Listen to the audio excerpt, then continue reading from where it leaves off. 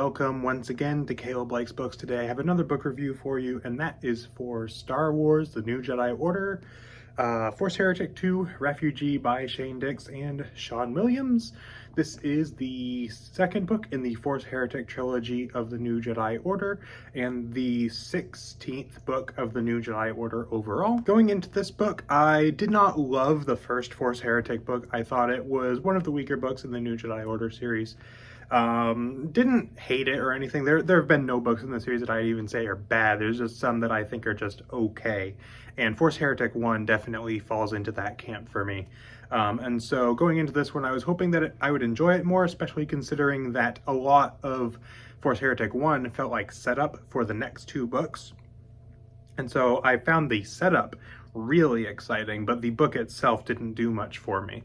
And so I was really looking forward to reading books 2 and 3, because I thought maybe then there will be some actually like really interesting follow through from the setup. And this one I would say is an improvement, but not a huge improvement, at least for me. So to start out with some of the good stuff with this book, this will probably be a somewhat short review because I don't have a whole lot to say about this book, to be honest. But I do enjoy some of the plot lines in this book. I'd say probably half the plot lines in this book. There are several different plot lines going on with several different groups of characters. And I would say probably about half of them I was really into. I would say the stuff with Luke and Mara Jade and Jacen Solo, as well as a few other characters, and the Chiss. This book is kind of split between those characters going off into Chiss space in order to use their knowledge to find the planet of Zonama Sakat, which is like this living planet that they're trying to track down. Whereas there's this other side of like Han and Leia and some others going to Bakura and working with the Poek. I'm not sure exactly how to pronounce that race, but that race, as well as being involved with the Siruk. Both the planet and the Siruk come from the book The Truce of Bakura, and Zonoma Sakat comes from Rogue Planet. So I would probably recommend reading those books prior to reading this trilogy. So you have these two sides of the story, these two main sides of the story, I would say. And I found the one with Luke and Mara and all of them going to find Zonama Sakat much more interesting in terms of like story-wise and things like that. I thought that was really cool.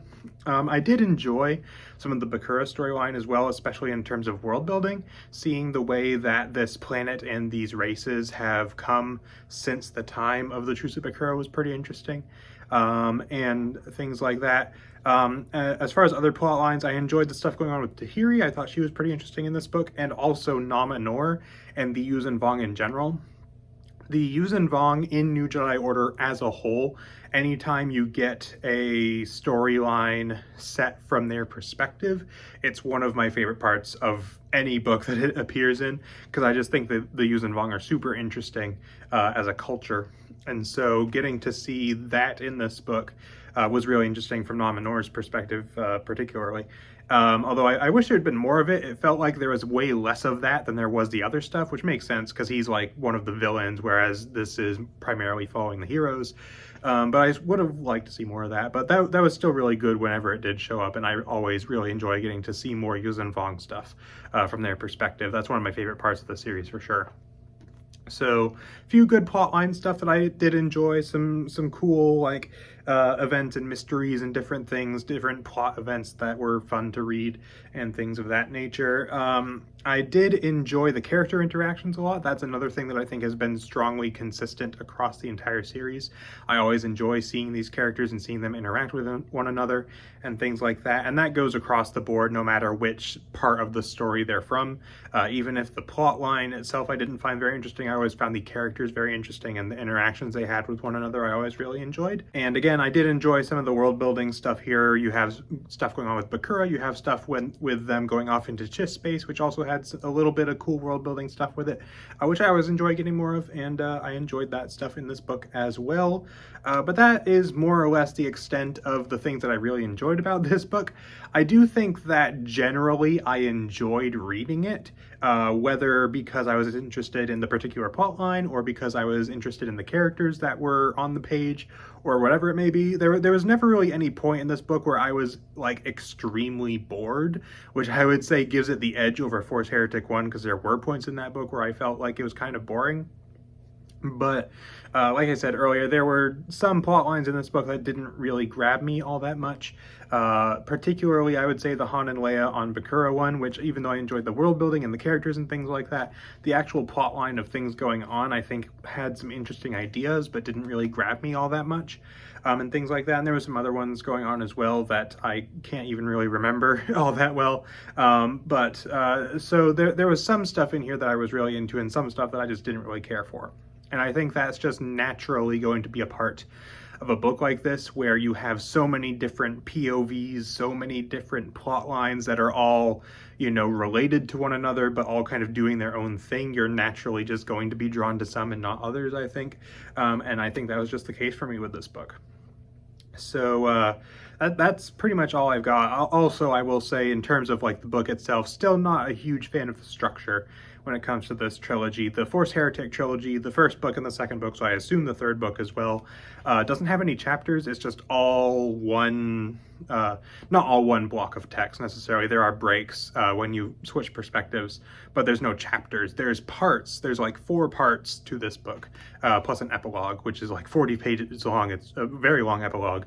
But you get like 4 60 to 70 page parts, and that's pretty much it. You don't really get actual chapters, which for me, chapters makes things more digestible, more manageable in terms of structuring and things like that. It gives me a better way to kind of follow along, if that makes sense. So I'm not a fan of that from like a design perspective in terms of how the story is actually like told to you. But that I think is a lesser problem for me, but it may have contributed to some of my other issues with like some plot lines not being as interesting, just because then I think everything starts to blend together a bit more in my mind.